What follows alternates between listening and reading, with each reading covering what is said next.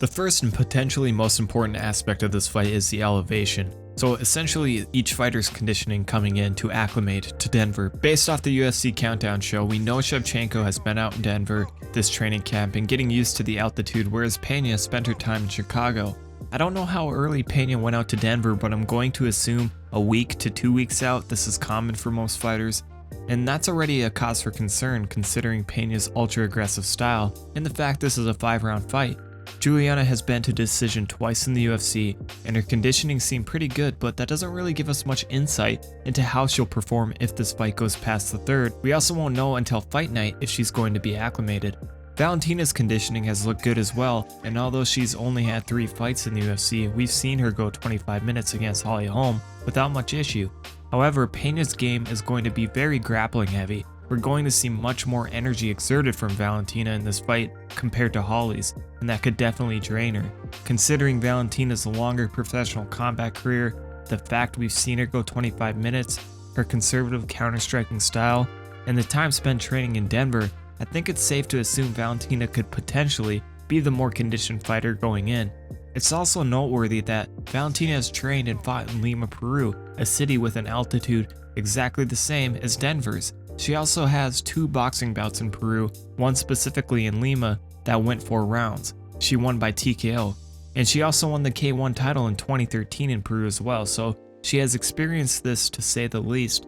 But add wrestling and grappling to the mix, and conditioning becomes even more important.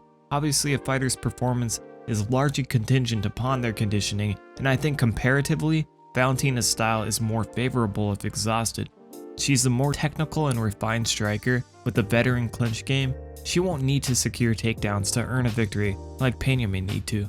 What will work for Shevchenko isn't too dissimilar to how Holly Holm defeated Ronda Rousey, which is evasive movement and counter-striking. Pena loads up on her strikes, and they're very telegraphed, but she has a wide and strong frame that allows her to bully her opponents. The best example of this is Pena's fight against Jessica Ai. Jessica was able to evade and counter quite successfully. She also did well in the clinch against her, but once Pena was able to secure a takedown, she was able to keep her down for the most part. We saw at the end of the second round Jessica Ai land an excellent 1-2 on Pena that really left her stunned.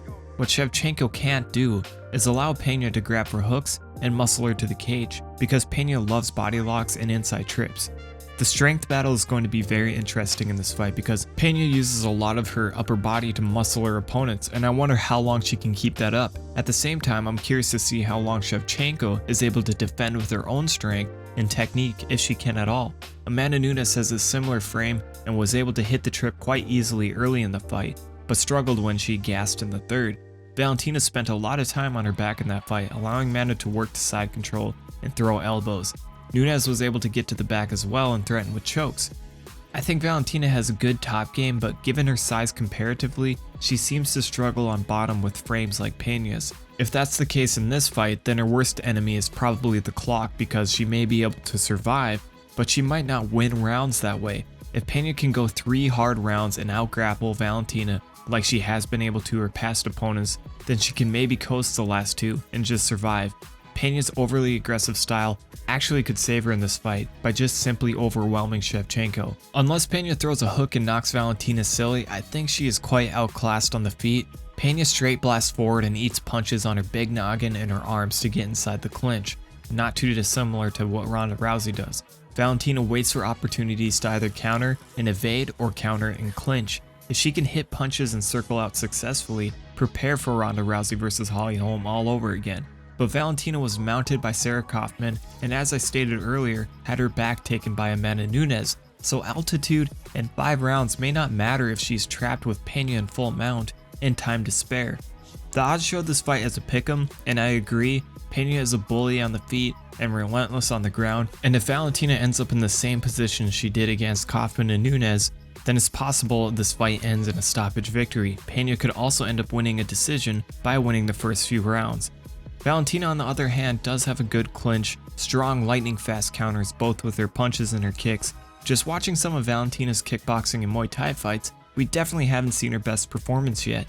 If she is able to be evasive and counter while avoiding the clinch, Pena will likely gas out from the counters and energy expended trying to close the distance. From there, Valentina just has to outstrike her either to a TKO victory or a decision.